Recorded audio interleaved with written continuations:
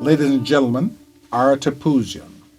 Ara is a foremost kunan. Is it that? Not even close. What is a kunan? That sounds like a fruit you get at the grocery store. How do you say it? Wait a minute. How do you say it? Kanun. Oh, kanun. Yeah. So you are a foremost kanun player. Well, I don't know about foremost. But you've been around. You opened up for the Promise, the movie. Yeah. For here in Detroit. In Detroit, which was a wonderful thing. I mean, it was well attended. And you've had a special on PBS called Guardians of Music. Right. Which explored Armenian music historically in the Detroit area, or where? Yeah, it was really a dream of mine to pay homage to all the musicians that played in the day, Armenian dance music. I mean, as you know, Dan, that a lot of these musicians were not doing it full time. These were not full time musicians. They may have worked at Ford, or they may have worked at any other kind of company during the day. They'd go home and they'd change and grab their instrument and go to the nightclub or go to some dance. There are how many strings in this instrument? The kanun has 76 strings to it. Wow. 3 strings are tuned in unison. There are, it's played throughout the Middle East. Yeah. These levers are really what changes our tones. So, in Western music, we talk about, flats and sharps. And in Middle Eastern music, we bend the notes. Quarter tones, semitones, you name it. What other instruments would make up an Armenian orchestra?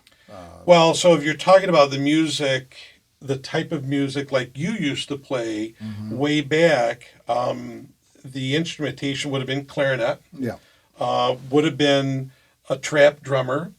We didn't use sort of the Middle Eastern dumbek or durbeki or darbuka. That came later. What did the dumbek look like, so they know what? It's hourglass shaped. Right.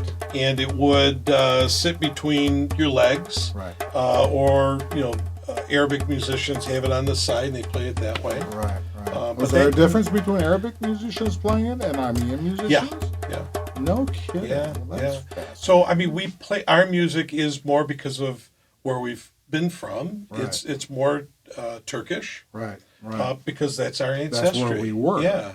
Right. So the other instrument would be an oud, and that would be like a Middle Eastern lute, pear-shaped with 11 strings. Right. Much easier to tune than this 76-string monster. Yeah. But that would be your sort of traditional. This was kind of like a fifth wheel in Armenian bands because not everybody played kanun, and the core band, at least in America, was clarinet, oud, dumbek, and then the guitar. So Elvis brought us the guitar, of course, and that's where we got the rhythm from. But before that, we just used drums, and we never used a guitar. But we also had an instrument that some have called the national instrument of Armenia, which was the duduk. Right.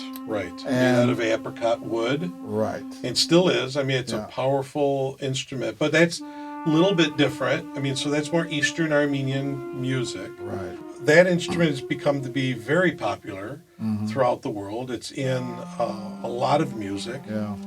It's in a lot of TV. What was the Russell Crowe film that it was so much? Was it The Gladiator? The Gladiator, yeah. The Last Temptation of Christ was one of the first ones. Right. But a lot of the music that I play and musicians like me play, it's more dance music.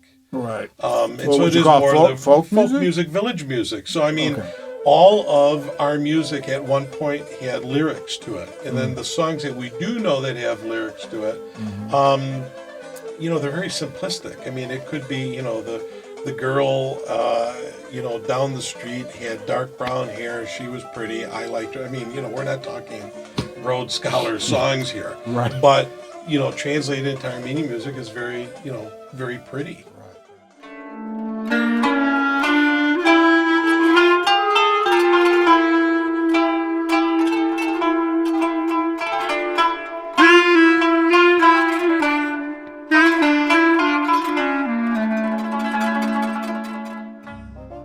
Thank you, my man. Always. Yeah, thank you.